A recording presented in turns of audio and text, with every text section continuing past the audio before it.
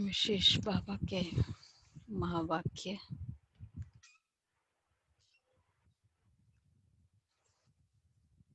जिसमें आगे कर दो,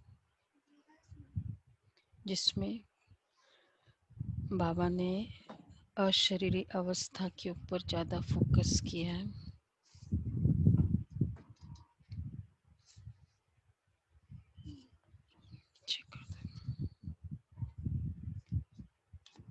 अशरीरी अवस्था, इसके लिए क्या क्या तरीका है, किसको अशरीरी अवस्था कहते हैं।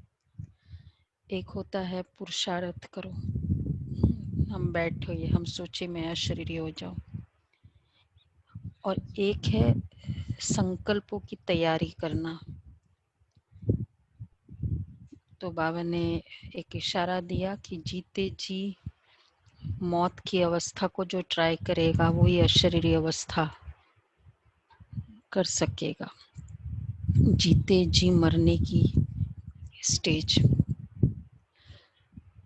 अर्थात जीते जी मरने का एक अच्छा मेथड भी है कि जिसको बहुत अगर फीलिंग की बीमारी है, कुछ भी हो इमीडिएटली फील हो जाए, कोई कुछ कहे तो वो बहुत अलाइव है, इज वेरी मच अलाइव।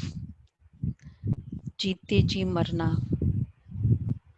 अर्थात कोई भी फीलिंग, ऐसी फीलिंग ना आए, इसको कहेंगे जीते जी मरना। तो इसलिए बाबा ने चलो आज इसके ऊपर अभ्यास कराया है।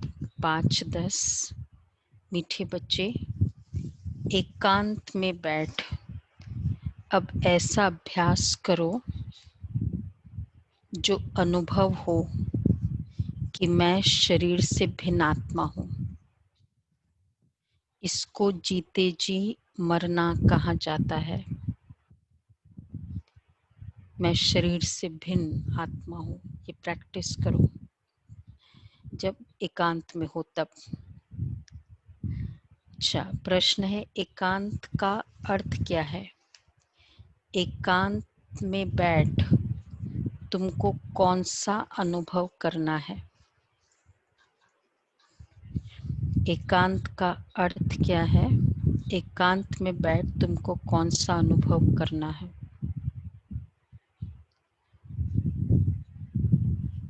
तो एकांत का अर्थ है एक की याद, एक की याद में शरीर का अंत हो, अर्थात एकांत में बैठ ऐसा अनुभव करो कि मैं आत्मा इस शरीर को छोड़, चमड़ी को छोड़ बाप के पास जाती हूँ।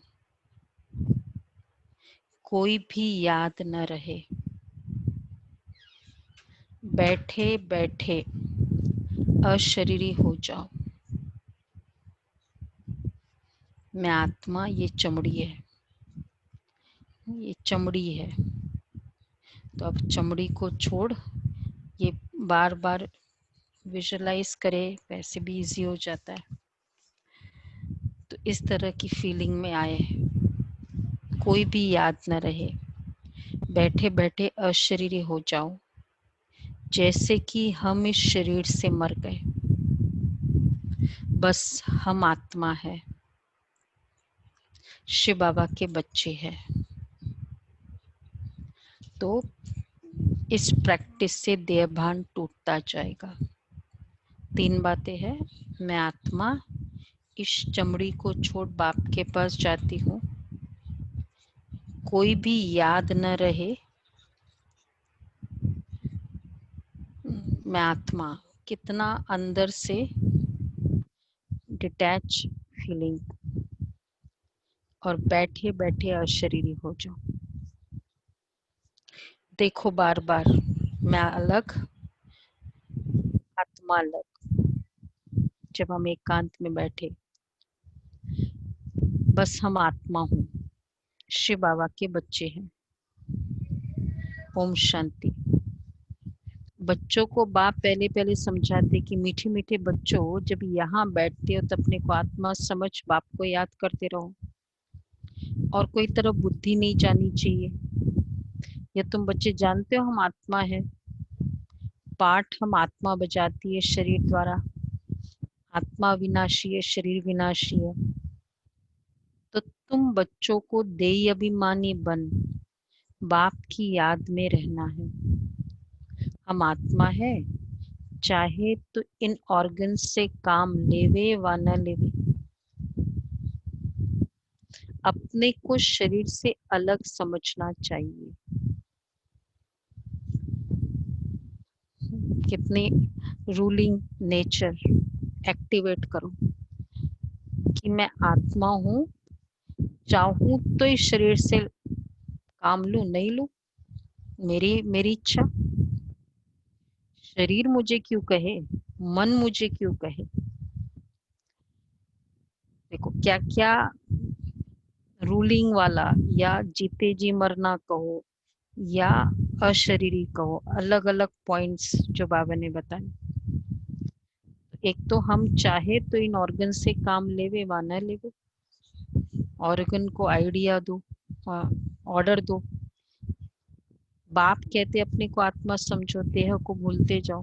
हम आत्मा इंडिपेंडेंट है, हमको सिवाय एक बाप के और कोई को याद ही नहीं करना है। जीते जी मौत की अवस्था में रहना है। इस हम आत्मा का योग, हम आत्मा का योग रहना है अब बाप के साथ, जीते जी मौत की अवस्था। तो अगर हम सिर्फ फोकस करते हैं कि एकांत में बैठ कर करे तो वो पूरे दिन में कितना समय मिल सकता है, सबका अपना अपना है। बहुत ज़्यादा तो नहीं मिलेगा, 1 घंटा मिले 2 घंटा मिले। सबके चार्ट का रिकॉर्ड ही आ रहा है कि 2 घंटे से कम। तो एक्चुअल तो मतलब मिल ही नहीं रहा है बैठक का टाइम। तो और फिर अगर वो 2 घंटा में अशरीरी वाला और 23 घंटा फिर बॉडी की फीलिंग, तो कौन सी ज्यादा रहेगी। इसलिए वो तो खैर है ही, उसमें तो नो कॉम्प्रोमाइज है। लेकिन पूरे दिन की जीते जी मरने की स्टेज देखो। मुझे किसी ने ये कहा, फीलिंग आई मतलब मैं बहुत अलाइव। किसी ने ऐसा कहा मुझे एकदम सेंसिबल होना, ठीक है, वो तो होंगे ही। फीलिंग आ जाना। तो अब जीते जी तुमको मरना है। हम आत्मा शिव बाबा के बच्चे हैं, शरीर का भान उड़ाते रहना है। बाप कहते हैं अपने को आत्मा समझो और मुझे याद करो। शरीर का भान छोड़ो, ये पुराना शरीर है ना, पुरानी चीज को छोड़ा जाता है ना। अपने को अशरीरी समझो। अभी तुमको बाप को याद करते करते बाप के पास जाना है। ऐसे करते करते फिर तुमको आदत पड़ जाएगी, बार बार जाने की आदत हो। अभी तो तुमको घर जाना है, फिर इस पुरानी दुनिया को याद क्यों करे। एकांत में बैठ ऐसे अपने साथ बातें करनी है। एकांत में बैठ अपने साथ बातें नहीं, मेहनत करनी है। खुद के ऊपर मेहनत करो। बैठ गए, चलो योग नहीं लगा, ठीक है, नहीं लगा कोई बात नहीं, चार्ट में लिख देंगे, कल भी भरेंगे वही भर देंगे। 2 घंटे से कम हुआ, सच्चाई से तो लिखना ही है, वो भी बहुत अच्छा है। लेकिन थोड़ी मेहनत करे ना, आगे तो बढ़े ना बच्चा। कि ऐसा तो नहीं ना कि 1 महीना पहला जो टेस्ट पेपर हुआ था और 2 महीने 1 महीने के बाद भी वही टेस्ट पेपर हो हमारा। स्वयं को भी अच्छा लगना चाहिए,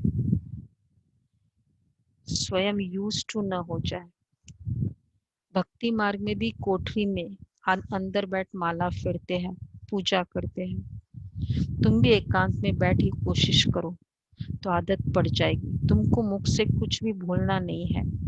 इसमें बुद्धि की बात, शिवावा तो है ये सिखलाने वाला, उनको तो पुरुषार्थ नहीं करना है, ये बाबा पुरुषार्थ करते हैं। वह फिर तुम बच्चों को भी समझाते हैं।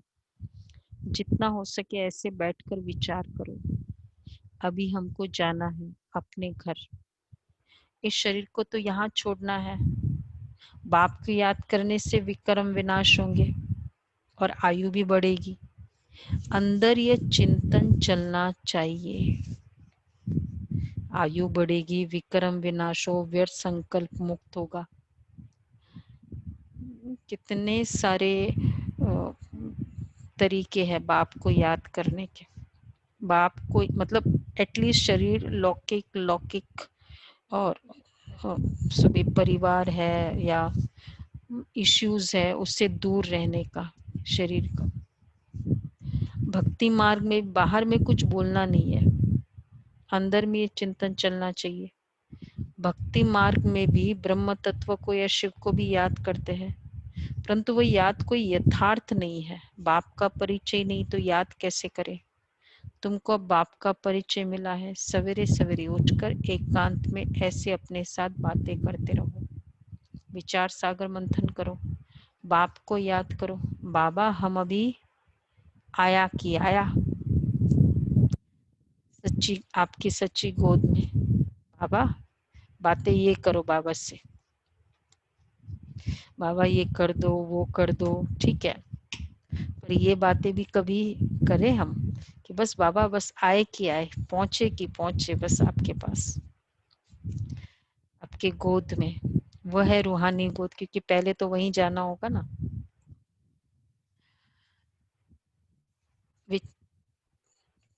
तो ऐसे ऐसे अपने से बातें करनी चाहिए। बाबा आया हुआ है, बाबा कल कल पाकर हमको राजयोग सिखलाते हैं। बाप कहते मुझे याद करो और चक्र को याद करो, स्वदर्शन चक्रधारी बनना है। बाप में ही सारा ज्ञान है ना चक्र का, वो फिर तुमको देते हैं। तुमको त्रिकालदर्शी बना रहे हैं, तीनों कालों अर्थात आदि मध्य अंत को तुम जानते हो। बाप भी है परमात्मा, उनको शरीर तो है नहीं। अभी इस शरीर में बैठ तुमको समझाते हैं, ये वंडरफुल बात है।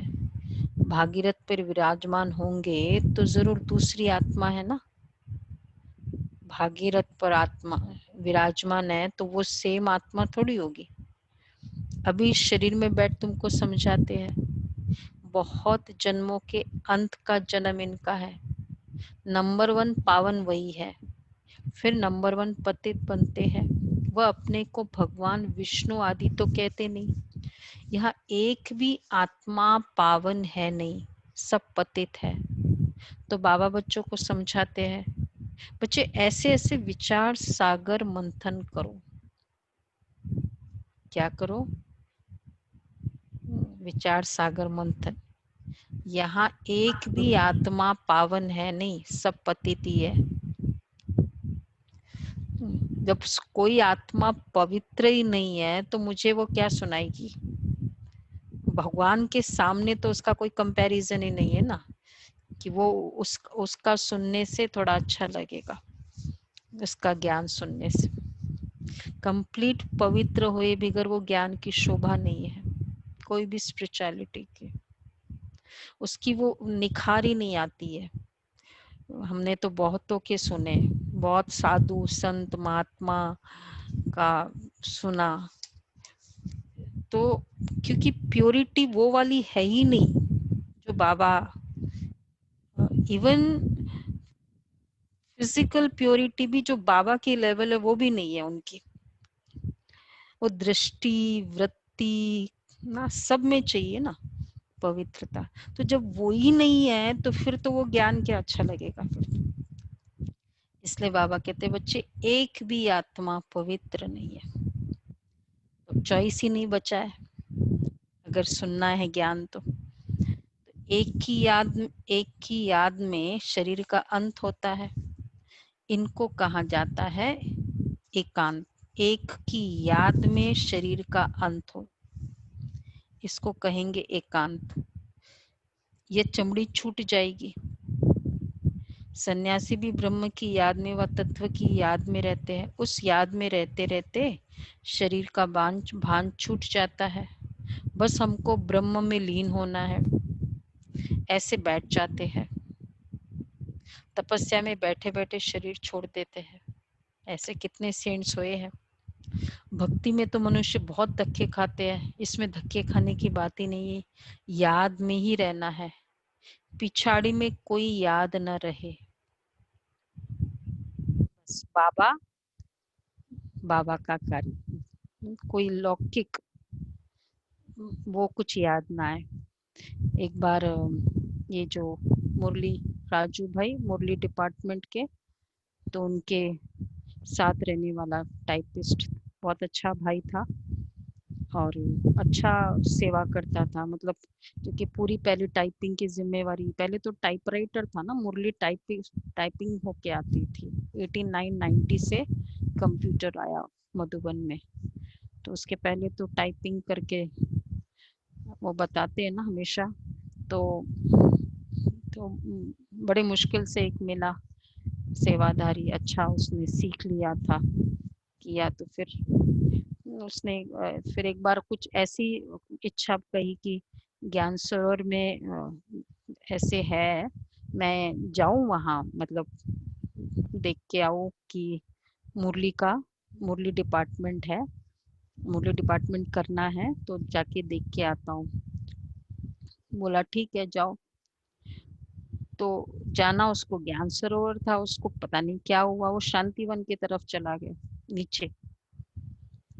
तो नीचे गया और रास्ते में फिर बस आई, स्कूटर पे जा रहा था, तो मतलब काफी पैर वैर एक्सीडेंट आदि हो गया। फिर ग्लोबल हॉस्पिटल में ले गए, 15-20 घंटे रहा वो आत्मा, शरीर छोड़ा। उसके बाद फिर अब तो अकेले हो गए, पूरा उनको करना था टाइपिंग आदि सब। तो बाबा को तो बोला, बाबा एक ही था मेरे पास, और पूरे उस समय 1989-90 तक तो विदेशों में सब जगह जाना होता था, मुरली तो सब जगह थी, कंप्यूटर थोड़ी था, ये बाबा की यहाँ की मुरली जाती थी। तो फिर उसने, वैसे उसने उनके नॉलेज की, नॉट सो मच उनके नॉलेज में, किसी एक भाई को थोड़ा थोड़ा तैयार कर रहे थे, ग्लोबल हॉस्पिटल का था वो भाई। तो जब फिर शरीर छोड़ी, फिर भाई वो भाई जो था, नागेश भाई था, तो उसने आया 2-3 दिन के बाद, बोला कि मुझे ना 3 दिन से प्रफुल्ल भाई रोज आ रहा है अपने सपने में। बोला तुम जाओ, तुम राजू भाई अकेले पड़ गए, आप तुम जाओ बाबा की सेवा करो, तुम जाओ। मतलब बार बार उसको थोड़ा थोड़ा किया उसने, इतना फुल ट्रेन नहीं था। और फिर बाद में आया, फिर परमिशन आ गई, फिर वो सेवा करने लगा। तो कहने का भाव कि पिछाड़ी में कोई याद ना आए, लेकिन क्या याद आए, सिर्फ बाबा, बाबा की सेवा। अब इसमें कोई दर्द वाली फीलिंग नहीं थी, वो कहता है कि वो बिल्कुल दर्द में कुछ नहीं था, बट उसको ये था कि बाबा की सेवा हो। तो ऐसी आत्माएं जब ऊपर भी जाती है तो कैसी जाती है कि निश्चिंत होके बाबा की सेवा के लिए ना, तो वो अगर आती भी है किसी के, तो वो प्रेरणा देने के लिए आती है, उसका भाग्य बनाने के लिए आती है। न उसको खींच है कि अरे ये चला गया, न उसको दर्द हो रहा है कि अरे मैं छूट गया। ये वाली स्टेज हम अपनी चेक करें कि कैसे है हमारी। कुछ भी, हर कोई आत्मा को तैयार तो रहना ही है, जो जो परिस्थिति आ रही है, तो न इधर से खींच न उधर से खींच, बस बाबा। तो फिर वो आत्मा जाएगी भी एक, मतलब जाने के बाद भी वो सेवा करके जा रही है, वो बल्कि और ज्यादा कर पा रही है। क्यों? क्योंकि उसको अब क्लियर हो गया ना विजन, क्या करना है क्या नहीं करना है। उसमें वो, उसकी जो पावर है वो दूसरे को वो देगी, क्योंकि वो वहां से भी देगी। पिछाड़ी में कोई याद न रहे, ये स्टेटस हो। गृहस्थ व्यवहार में तो रहना ही है, बाकी टाइम निकालना है। स्टूडेंट को पढ़ाई का शौक होता है ना, ये पढ़ाई है। अपने को आत्मा न समझने से बाप, टीचर, गुरु सबको भूल जाते हैं। एकांत में बैठ अपने साथ अपने से ऐसे विचार करो। गृहस्थी घर में तो वाइब्रेशन ठीक नहीं रहता है। बाबा ने कल भी कहा कि रूहानी वातावरण हो, योग युक्त वातावरण हो। आज मुझे अमृत वेले के बाद से बार बार संकल्प आ रहा था कि गृहस्थी वातावरण तो ठीक है, वो तो है ही, हैवी होता ही है, पर योग युक्त वातावरण, तो जिस वातावरण में, क्योंकि जो जो हम बोल रहे हैं वो पूरा स्पेस की एक एनर्जी बनती जा रही है, जो जो हम संकल्प कर रहे हैं वो स्पेस की एनर्जी बनती जा रही है। तो हमें देखना है कि जिस जगह हम रह रहे हैं, लौकिक बातें चले इधर उधर की, फिर वो संकल्प भी चल रहे हैं बहुतों के, और फिर कभी कभी बहस भी होते हैं, कभी कभी ऐसे गेस्ट आ जाते हैं फिर वो बातें उठा लेते हैं, तो वो वातावरण बहुत हैवी। इसलिए क्यों थोड़ी सी बात में नाराज, थोड़ी सी बात में, मतलब ये सब क्यों हो रहा है? स्पेस, एनर्जी, तो इस पर हमारी चर्चा चल रही थी। तो बाबा इसलिए कह रहे कि गृहस्थी घर में तो वाइब्रेशन ठीक नहीं रहता है। अगर क्या करना चाहिए, अगर अलग प्रबंध है तो एक कोठरी में एकांत में बैठ जाओ। अगर जिसके पास भी जगह हो तो एक्चुअली एक पूरा, जितने डिपेंडिंग अपॉन योर अवेलेबिलिटी, बाबा के लिए प्योरली डेडिकेट करना चाहिए अपने घर की एक जगह जिसमें कुछ भी नहीं हो। वो मेरे लिए एक बहुत बड़ा एसेट है पूरे घर में, सबसे बड़ा एसेट मेरे लिए तो क्या, पूरे घर वालों के लिए वो कमरा। माताओं को तो दिन में टाइम मिलता है, बच्चे आदि स्कूल में चले जाते हैं, जितना टाइम मिले यही कोशिश करती हूँ। तुमको तो एक घर है, बाप को तो कितने ढेर के ढेर दुकान है, और ही वृद्धि होती जाएगी। मनुष्य को तो धंधे आदि की चिंता होती है, तो नींद भी फिट जाती है। यह व्यापार भी है ना, कितना बड़ा शराफ है, कितना बड़ा मट्टा सट्टा करते हैं, पुराना शरीर आदि लेकर नया देते हैं, सबको रास्ता बताते हैं, यह भी धंधा उनको करना है।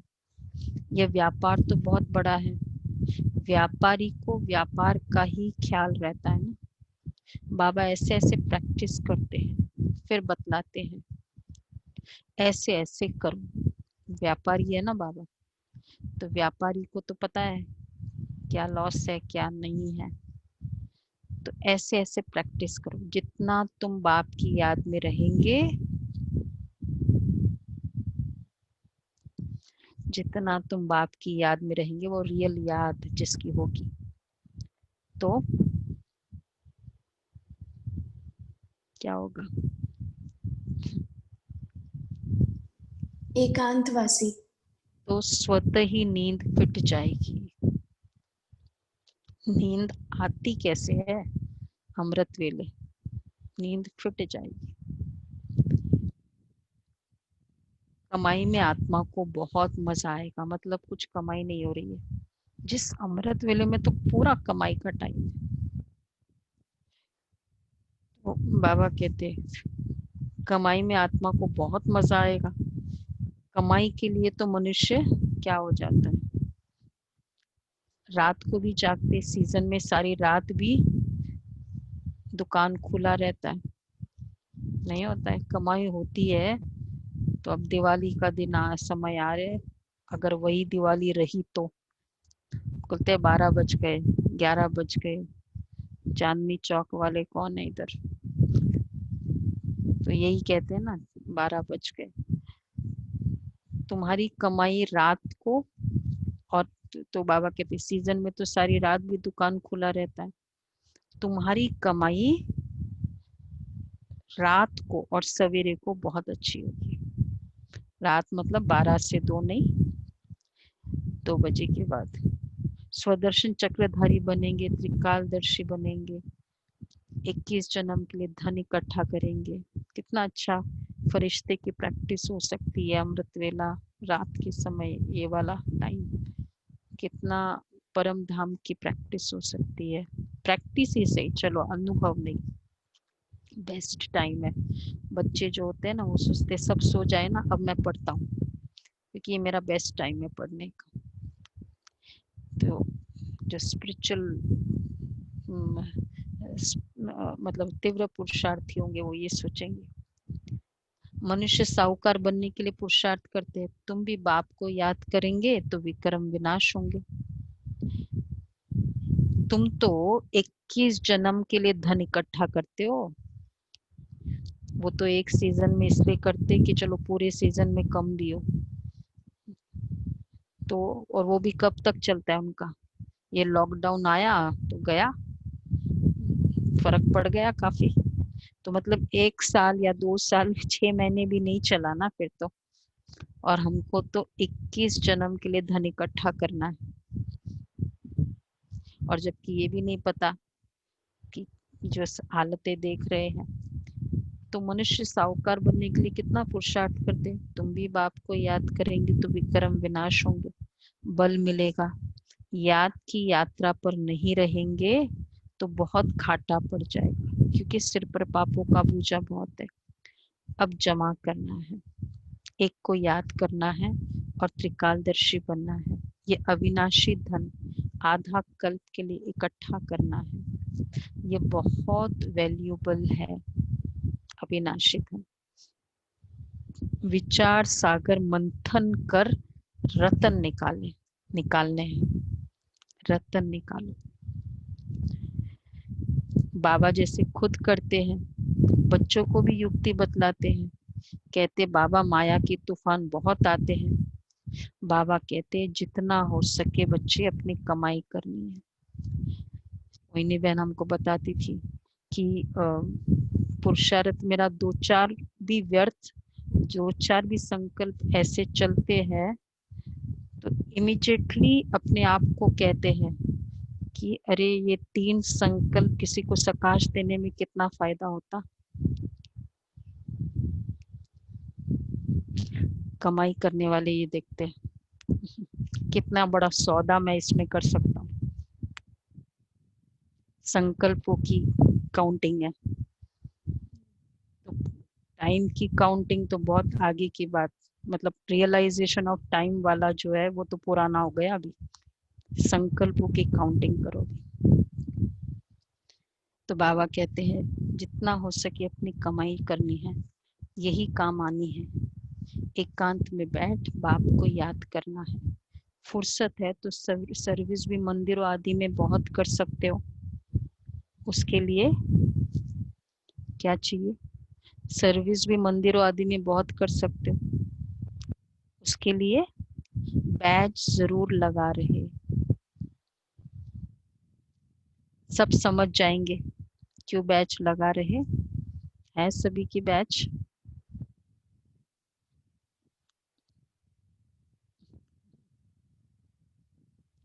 अभी कुछ कुछ ले रहे, बाकी सबके कहाँ है बैच। हाँ ठीक है। इति क्या हो गया, स्माइल कर रहे हो शारदा बहन। हाँ बैच दीदी बस अभी उतारा ही था और बोल दिया आपने। वो जब टिकट चेकर आता है ना, वैसे तो टिकट चेक नहीं होती, और जब रैंडम चेकिंग होती है ना उस समय कौन हड़बड़ाता है। बाबा ने कहा क्या कर रहे हो, क्या नो। तो जब रैंडम चेकिंग होती है वो हड़बड़ा जाता है कौन। तो कई होते हैं सोच रहे क्या करूँ, कहाँ देखूँ, कहाँ बैच को रखूँ तो बाबा देखो कभी भी रैंडम चेकिंग हो सकती। क्यों, देखो बाबा ने आगे बोला है कि बैच जरूर लगा रहे, सब समझ जाएंगे। यह क्यों लगा रहे, सब समझ जाएंगे कि यह रूहानी मिलिट्री है। कहाँ है मनोज भाई batch. Okay Meenu ben, okay Bhavna ben batch batch नहीं दिख रहा है। सीमा बेन, हाँ देखो, हाँ वो नशे वाले बैठने से पता चलता है बैच लगा है। बाबा कहते हैं क्यों, क्योंकि तुम बैच जरूर लगा रहे, सेवा पे जाओ ना, सब समझ जाएंगे ये रूहानी मिलिट्री है। तुम लिखते भी हो, हम स्वर्ग की स्थापना कर रहे हैं। आदि सनातन देवी देवता धर्म था, अब नहीं है, जो फिर स्थापना करते हैं। ये लक्ष्मी नारायण एम ऑब्जेक्ट है ना। कोई समय या ट्रांसलाइट का चित्र बैटरी सहित उठाकर परिक्रमा देंगे और सबको कहेंगे। कोई समय ऐसा भी आएगा, बैटरी सहित ये ट्रांसलाइट का चित्र जिसमें लाइट लगाओ ना, उठाकर परिक्रमा देंगे और सबको कहेंगे ये राज्य हम स्थापन कर रहे हैं।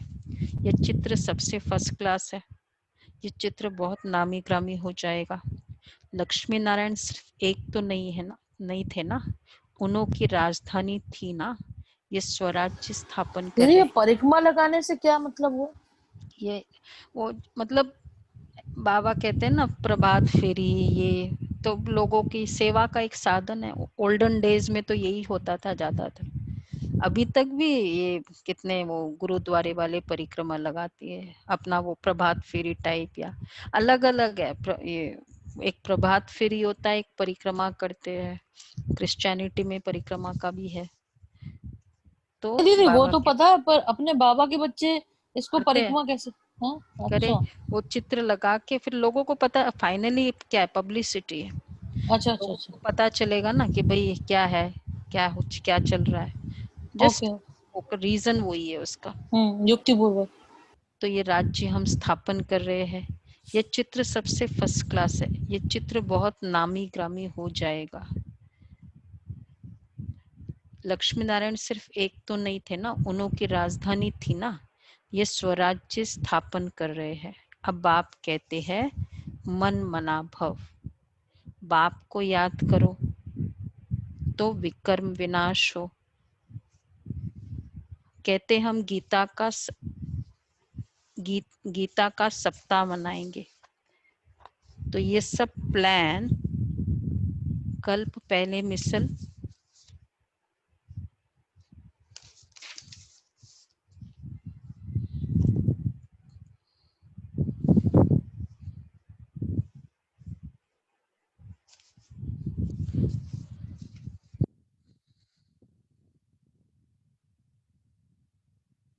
तो ये सब प्लान कल्प पहले मुआफिक बन रहे हैं। परिक्रमा में ये चित्र लेना पड़े, इनको देखकर सब खुश हो जाएंगे होंगे।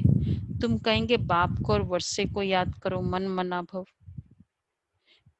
भगवान शिव बाबा है, वो कहते मुझे याद करो तो विक्रम विनाश हो। 84 के चक्र को याद करो तो ये बन जाएंगे। लिटरेचर तो भी तुम सौगात देते रहो, सौगात में लिटरेचर भी दो। शिव बाबा का भंडारा तो सदा भरपूर है, आगे चलकर बहुत सर्विस होगी। एम ऑब्जेक्ट कितनी क्लियर है। एक राज्य एक धर्म था, बहुत साहूकार थे। मनुष्य चाहते एक राज्य एक धर्म हो। मनुष्य जो चाहते सब आसार दिखाई पड़ते हैं।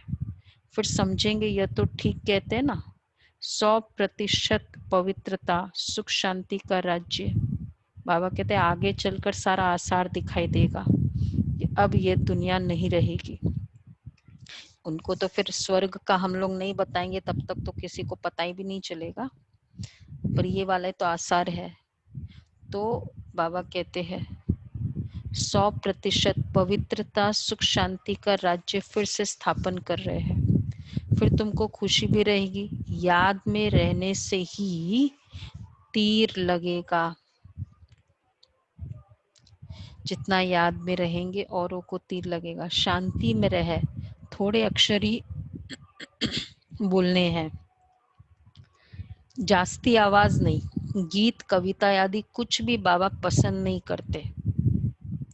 बाहर वाले मनुष्यों से रीस नहीं करनी है।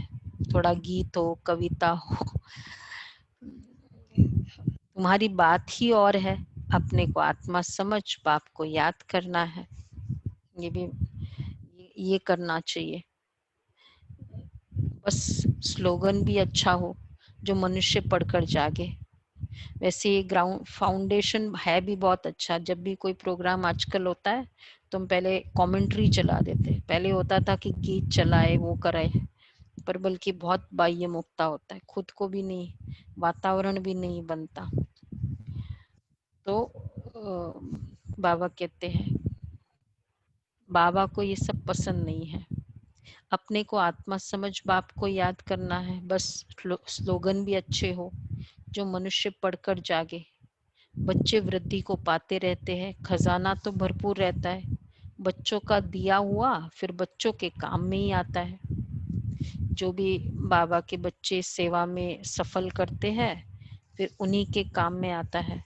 बाप तो पैसे या नहीं लेते हैं, बाप तो पैसे नहीं ले आते हैं, ऊपर से थोड़ी बाबा पैसा लेके आएगा।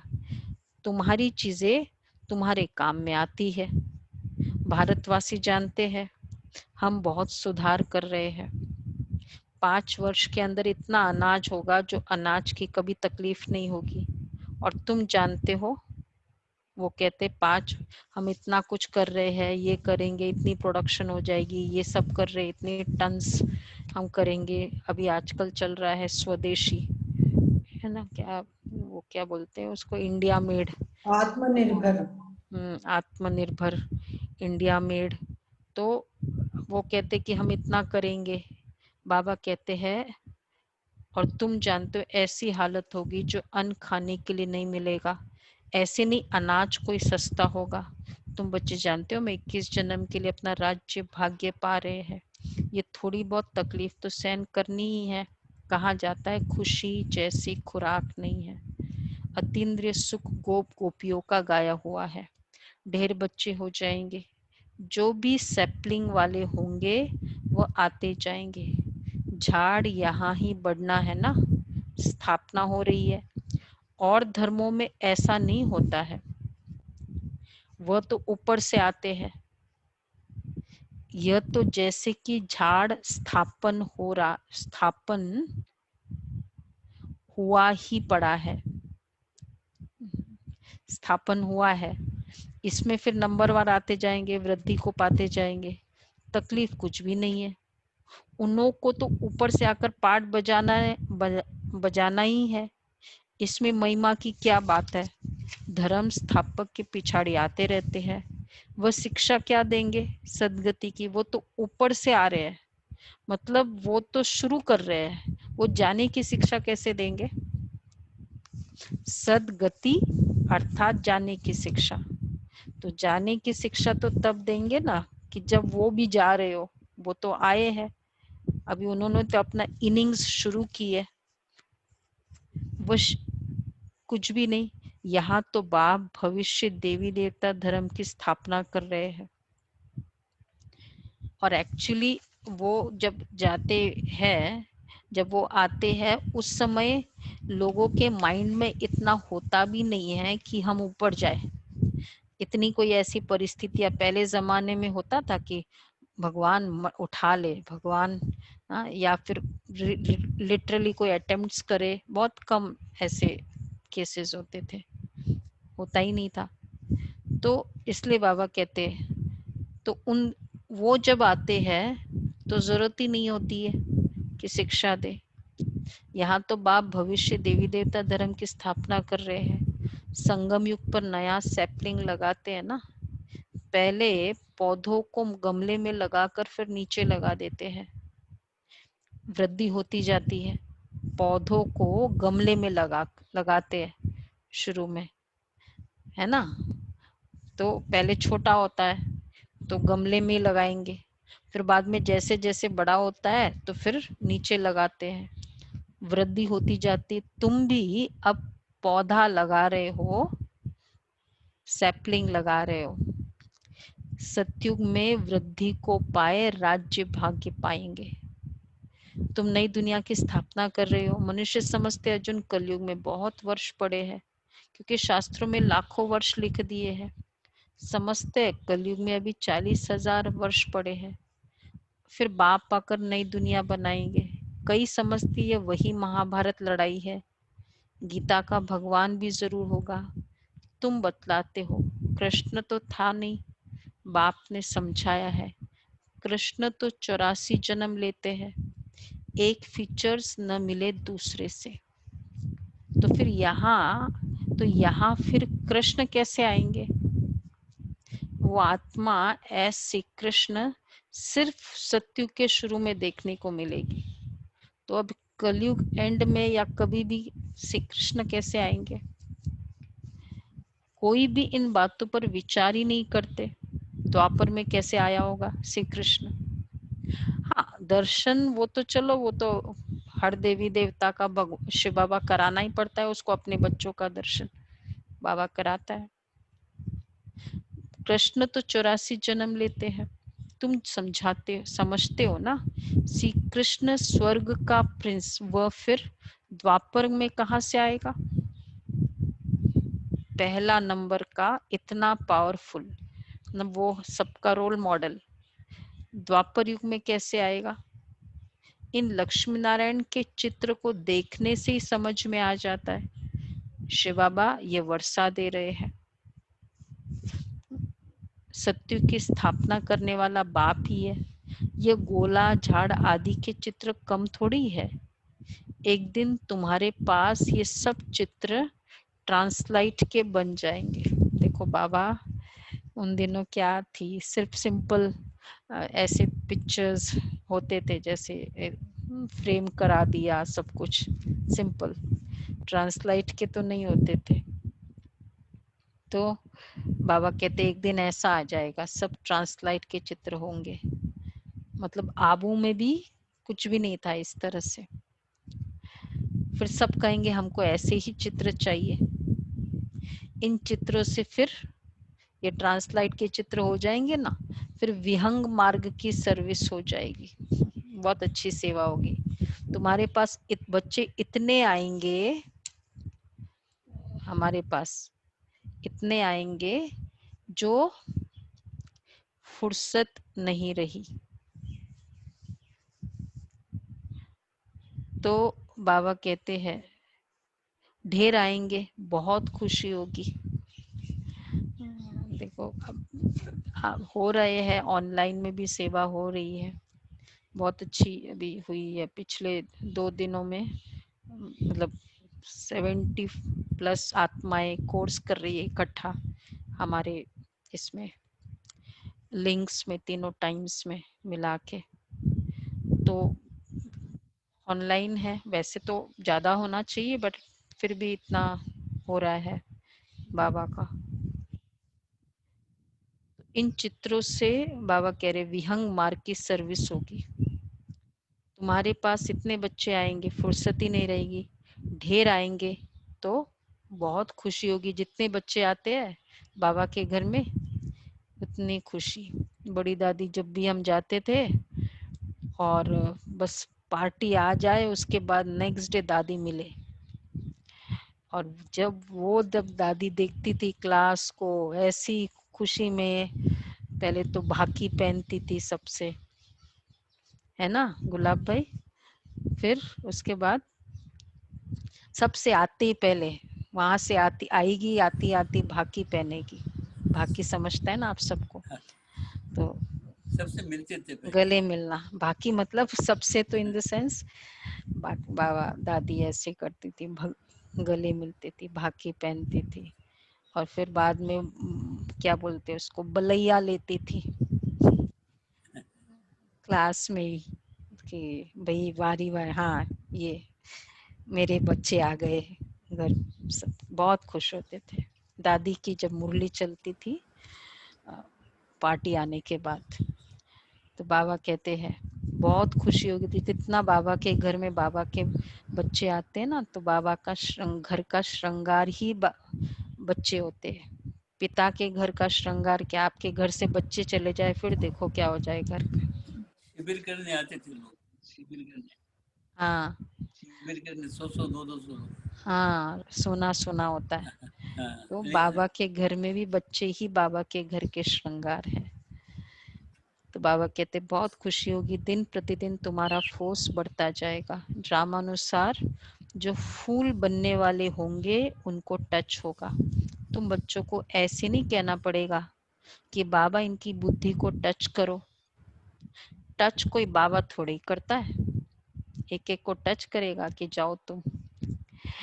मतलब बाबा भी ना ये है, किसी को टच भी करता है बाबा। दादियों को तो किया था टच। बाबा क्या कह रहे हैं देखो, समय पर किसी के लिए ये नहीं कहो कि बाबा इनकी बुद्धि को टच करो, क्या होगा? सुनो, समय पर आप ही टच होगा। बाप तो रास्ता बताएंगे ना। बहुत बच्चियां लिखती है, बच्चियों का सबसे बड़ा कंसर्न है माताओं का, हमारे पति की बुद्धि को टच करो। तो बाबा क्या कह रहे, ऐसे सबकी बुद्धि को टच करेंगे फिर तो सब स्वर्ग में इकट्ठे हो जाए। सुना? तो बाबा किसकी बुद्धि को, ये बहुत कॉमन है ना इसके लिए, इनकी बुद्धि को टच करो। बाबा कहते फिर तो स्वर्ग में सब इकट्ठे हो जाए। पढ़ाई की मेहनत है ना, तुम खुदाई खिदमतकार हो। सच्ची सच्ची बात बाबा पहले से बता देते हैं क्या क्या करना है। ऐसे चित्र ले जाने पड़ेंगे, सीढ़ी का भी ले जाना पड़े, ड्रामा अनुसार स्थापना तो होनी ही है। बाबा सर्विस के लिए जो डायरेक्शन देते हैं उस पर ध्यान देना है। बाबा कहते हैं बच्चे बैजेस किस्म किस्म के लाखों बनाओ। देखो बाबा का कब का डायरेक्शन है कि किस्म किस्म के बैजेस बनाओ, अलग अलग टाइप्स के बैजेस, और वो भी लाखों। और फिर अब सेवा की क्या क्या पॉइंट बताई पहले, इसके पहले बताया था सेवा की पॉइंट। मंदिरों में जाके से मंदिर में जाके सेवा करो। चक्र अब बाबा लगाना ने है। कहा के बाद परिक्रमा लगाने बोला था लक्ष्मी नारायण। परिक्रमा लगाने का। अब कहाँ की बैजेस किस्म, इसलिए देखो हमारे बहुत टाइप के बैजेस है। शिव बाबा के ही कितने टाइप के है, फिर लक्ष्मी नारायण के है, फिर बाप दादा की बैच है। तो बाबा कहते लाखों बनाओ। अच्छा, अब तीसरी टाइप की सेवा करने के तैयार है। ट्रेन की कौन है जो करने को तैयार है? फिर तो मैं बोलूं, नहीं तो फायदा क्या बोल के। उस एक समय जन तो होती थी दीदी, अभी तो ट्रेन ही नहीं है। जब होगा शुरू तो वो तो वापस हो हम, जाएगी। वो आपको तो हाँ करना है ना। वो बाबा वो तो पता है ना, जब होगा तभी तो करेंगे। हाँ करने वाले कौन है? देखो 3-4 ही है, क्या बात है। ओके, ये विनोद भाई क्या हो गया आपको? गुलाब भाई, ट्रेन की सेवा देखो, ट्रेन की टिकट लेकर 100 माइल तक सर्विस करके आओ, एक डिब्बे से दूसरे में, फिर तीसरे में, बहुत सहज है। बच्चों को सर्विस का शौक रहना चाहिए। एक डब्बा पूरा किया कोर्स का, फिर अगले डब्बे में चले जाओ। वो दीदी कौन वाले करते हैं? हाँ, बाबा किसी को देखा होगा ना तभी कहते हैं कि ऐसे करो सेवा, एक से दूसरे, दूसरे से तीसरे। हाँ हाँ,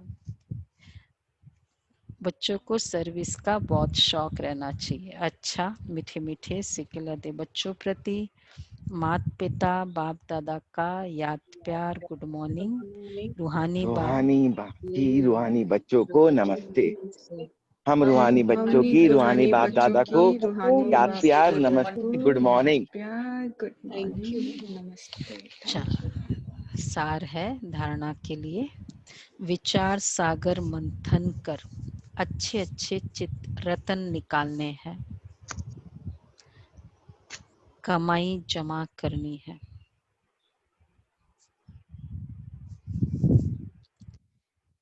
सच्चा सच्चा खुदाई खिदमतगार बन सेवा करनी है।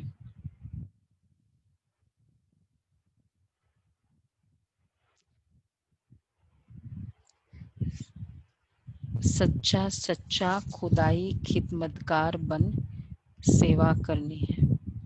दूसरा है पढ़ाई का बहुत शौक रखना है। जब भी समय मिले एकांत में चले जाना है, जब भी समय मिले एकांत में चले जाना है। ऐसा अभ्यास हो जो जीते जी इस शरीर से मरे हुए हैं। इस स्टेज का अनुभव होता रहे, देह का भान भी भूल जाए, देह का भान भी भूल जाए। वरदान है भिन्नता को मिटाकर एकता लाने वाले सच्चे सेवाधारी भव। भिन्नता को मिटाकर एकता लाने वाले सच्चे सेवाधारी भव। ब्राह्मण परिवार की विशेषता है अनेक होते भी एक। आपकी एकता द्वारा ही सारे विश्व में एक धर्म, एक राज्य की स्थापना होती है। इसलिए विशेष अटेंशन देकर भिन्नता को मिटाओ और एकता को लाओ, तब कहेंगे सच्चे सेवाधारी। सेवाधारी स्वयं प्रति नहीं, लेकिन सेवा प्रति होते हैं। स्वयं का सब कुछ सेवा प्रति स्वाहा करते हैं। जैसे साकार बाप ने सेवा में हड्डियां भी स्वाहा की, ऐसे आपकी हर कर्मेंद्रिया द्वारा सेवा होती रहे। सेवा में हड्डियां भी स्वाहा करना, इसको कहेंगे हर कर्मेंद्रियों द्वारा सेवा हो। क्योंकि भगवान को हमको क्या देना है? तन भी, वन भी, धन भी, संबंध भी, सब कुछ। तो हर एस्पेक्ट की सेवा। तो जैसे बाबा का नहीं बताया उस दिन, वो नीचे कुआं खोद रहे थे और डीप था और पानी आ रहा था। तो बाबा ने बोला पहले मैं चेक करूंगा कि पानी मीठा है या नहीं, बच्चों को पिलाने के पहले। और बोलते बोलते बाबा ने कहा मैं जाऊंगा, मैं चेक करूंगा। और इंजीनियर देखते रह गए और बाबा नीचे उतर के सीढ़ी मंगाई, बाबा नीचे उतरे। पहले बाबा, मतलब कहने का भाव बाबा ने कैसे तन को भी सेवा में किस तरह यूज किया, अपने अपने जो भी एरिया के अकॉर्डिंग। तो इसको कहेंगे सच्चे सेवाधारी। तो सच्चे सेवाधारी में आज का सोमान में ये याद रखेंगे, मैं सच्चे सेवाधारी, मैं सच्चा सेवाधारी, सच्चा सेवाधारी। तो एक तो एकता, चाहे अनेक है लेकिन एक है, क्योंकि बाबा के प्रति करना है और किसी के प्रति नहीं करना है। और दूसरा है कि सेवा में हड्डियां भी देनी है। जो भी, अगर कोई भी हड्डी सेवा का भी मौका मिले वो भी छोड़े नहीं।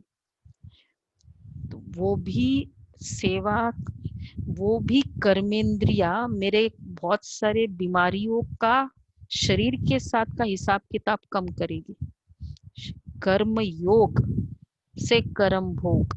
हमने सोचा कर्म करते हो बाबा की याद, लेकिन कर्मों में वो कर्म को बाबा की सेवा में लगाने से वो बीमारी की फीलिंग कम आती जाएगी। जो चीज जैसे, वो भी एक तरीका है। तो ये है सच्चा सेवाधारी। ये सोमान रहेगा। स्लोगन है परमात्मा प्यार में खो जाओ तो दुखों की दुनिया भूल जाएगी।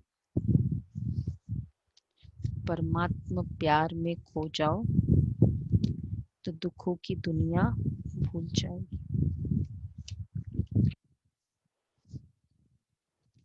ओम शांति।